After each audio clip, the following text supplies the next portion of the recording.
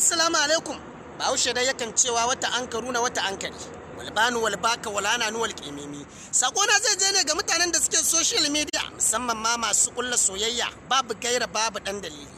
Kawai da sun ga mace yar tsaleliya ko ta dora DP kawai sai a bita. Yalowa hayi da niyyar kulla soyayya.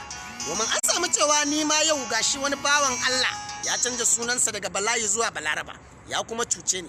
Domin na sha tura masa kuɗi da niyyar Balaraba nake turawa. Za kuma ta zo daga Kano Kaduna ne zuwa Kano za ta ga farin masoyinta, ma'ana ni Nura Tahir. Ashe ko wai Bala nake ta tura mawa kuɗi. La ilaha illallah. A takaice dai ina ta dafa wa raƙumi ruwa ne yana shanyewa. Bala kaiwa Allah kaiwa Annabi Muhammad ka dawo min da kuɗin da na turo maka da sunan Balaraba nake turawa. Domin ni Balaraba na tura kuɗi ba wai Bala ba. Domin ba da ban tayi rana ba ma ba zan san da namiji nake soyayya ba. Wannan dai sai ku ankari, musamman ma maza masu maitan mata a social media, musamman dandalin sada zumunta.